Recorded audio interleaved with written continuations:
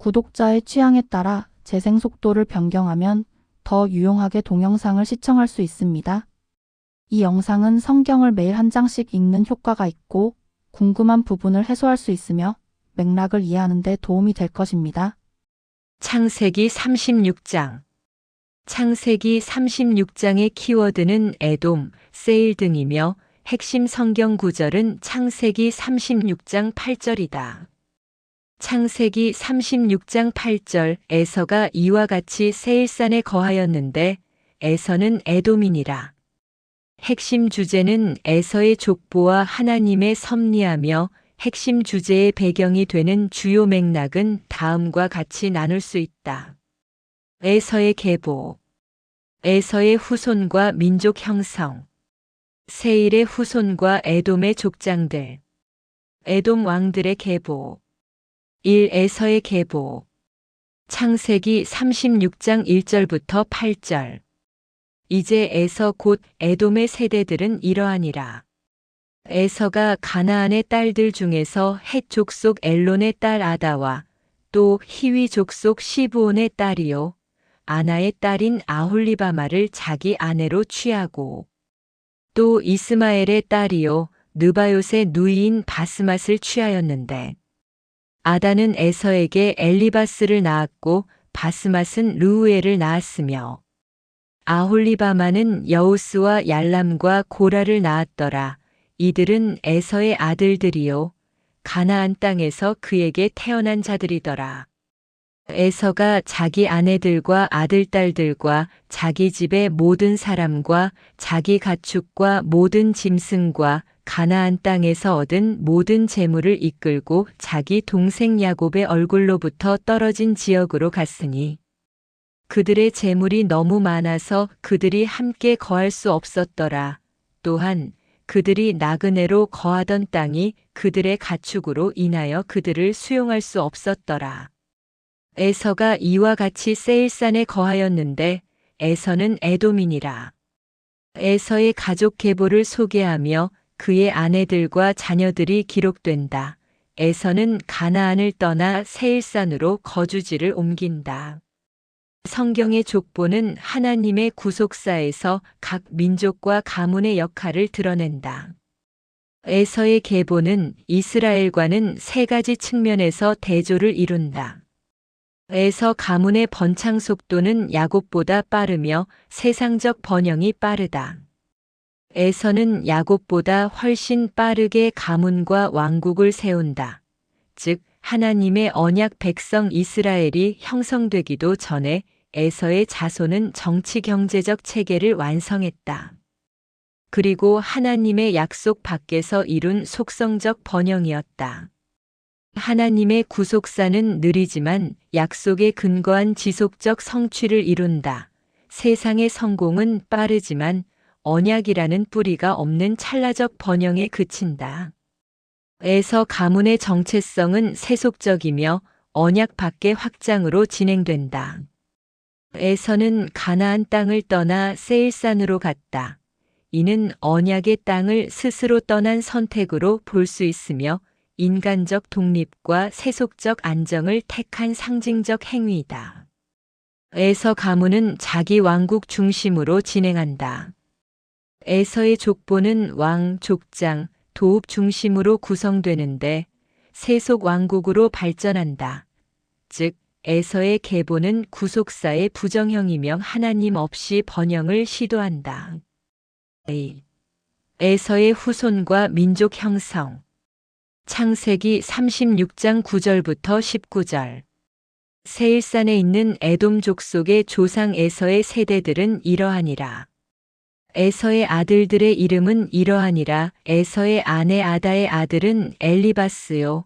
에서의 아내 바스맛의 아들은 르우엘이며 엘리바스의 아들들은 대만과 오말과 스보와 가담과 그나스요. 에서의 아들 엘리바스의 첩 딥나가 엘리바스에게 아말렉을 낳으니라.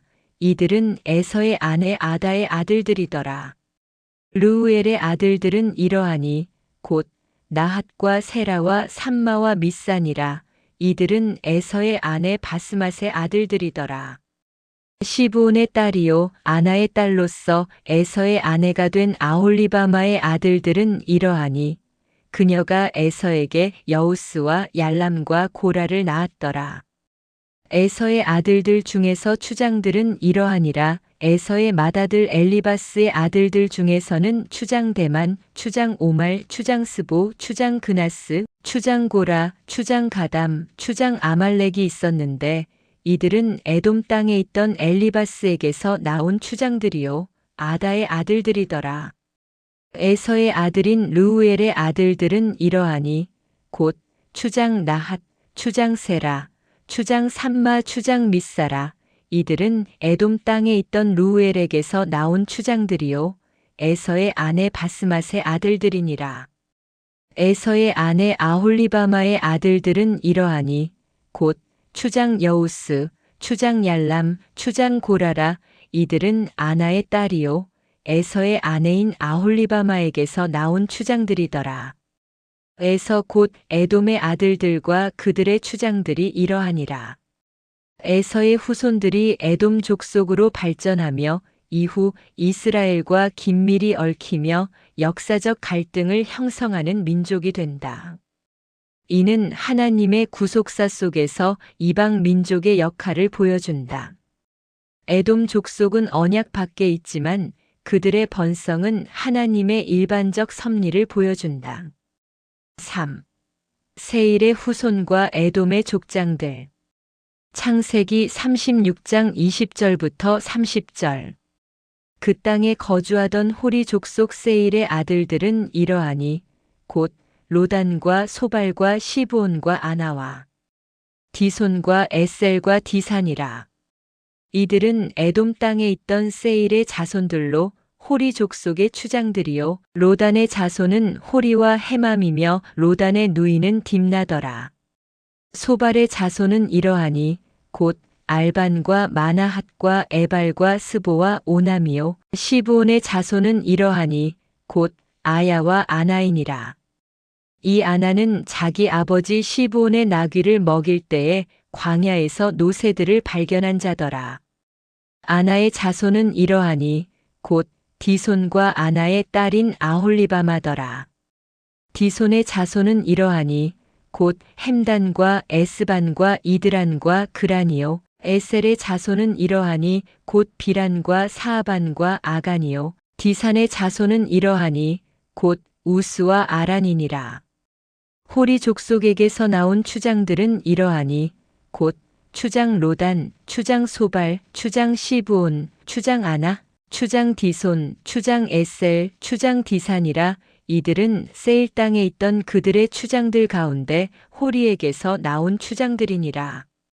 에서의 후손들이 세일산에 거주하는 호리 족속의 후손인 토착민들과 융합하여 하나의 민족이 형성되는데 이는 언약박 민족의 역사를 보여준다. 에돔은 이스라엘과 가까운 위치에 있으면서도 하나님의 언약적 축복과는 거리가 먼 종족으로 살아간다. 4. 에돔 왕들의 계보. 창세기 36장 31절부터 43절. 어떤 왕이 이스라엘 자손을 통치하기 전에 에돔 땅에서 통치하던 왕들이 이러하니라. 부올의 아들 벨라가 에돔에서 통치하였는데 그의 도시의 이름은 디나바더라. 벨라가 죽음에 보스라에서 온 세라의 아들 요밥이 그를 대신하여 통치하였고 요밥이 죽음에 대만 족속의 땅에서 온 후삼이 그를 대신하여 통치하였으며 후삼이 죽음에 부닷의 아들 곧 모압의 들에서 미디안을 친 하닷이 그를 대신하여 통치하였는데 그의 도시의 이름은 아빗이더라. 하닷이 죽음에 마스레가의 삼나가 그를 대신하여 통치하였고 삼나가 죽음에 강 옆에 르호봇의 사울이 그를 대신하여 통치하였으며 사울이 죽음에 악볼의 아들 바알하나니 그를 대신하여 통치하였고 악볼의 아들 바알하나니 죽음에 하달이 그를 대신하여 통치하였는데 그의 도시의 이름은 바우요 그의 아내의 이름은 모헤다벨이더라. 그녀는 메사압의 손녀요 마드렛의 딸이더라.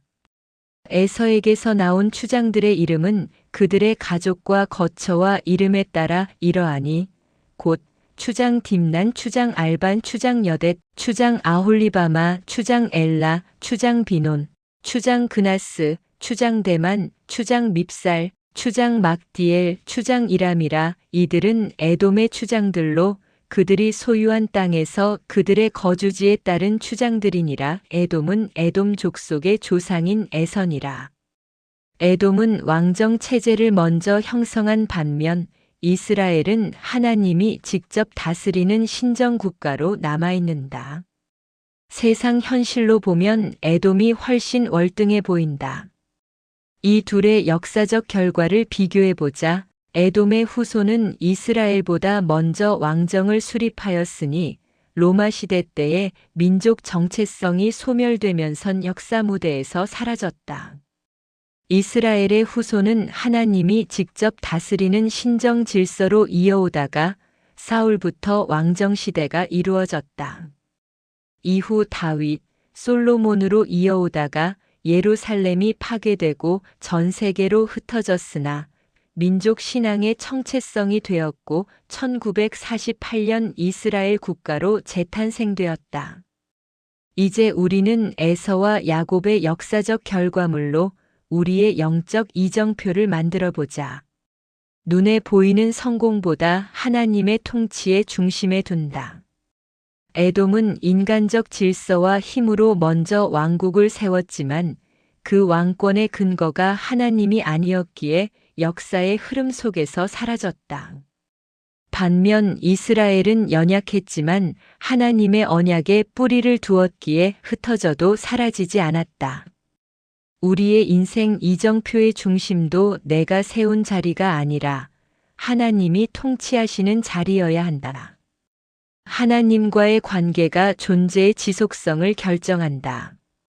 에돔은 국경과 군대를 가졌으나 하나님과의 언약이 없었다. 이스라엘은 나라를 잃었어도 하나님과의 관계가 있었기에 역사를 이어갔다. 하나님과의 관계가 끊기면 존재도 흔들리고 관계가 유지되면 흩어져도 본질은 남는다. 하나님의 약속은 시간보다 깊다. 에돔의 왕정은 눈앞의 효율이었고 이스라엘의 신정은 느린 순종이었다. 그러나 하나님의 약속은 세대와 시간을 넘어 성취되었다. 이스라엘의 회복은 그 긴 역사 속에서 하나님은 약속을 잊지 않으신다는 증거가 되었다. 우리의 영적 이정표는 빠른 길이 아니라 하나님이 인도하시는 약속의 길이어야 한다. 요약하면 에돔은 인간의 힘으로 일어섰다가 사라졌고 이스라엘은 하나님의 약속으로 무너져도 다시 일어났다. 따라서 우리의 영적 이정표는 성취의 속도가 아니라 언약의 방향을 따라 그려야 한다. 아멘. 주 예수여 속히 오시옵소서. 더 널리 알리기 위하여 구독, 좋아요를 부탁드립니다. 감사합니다.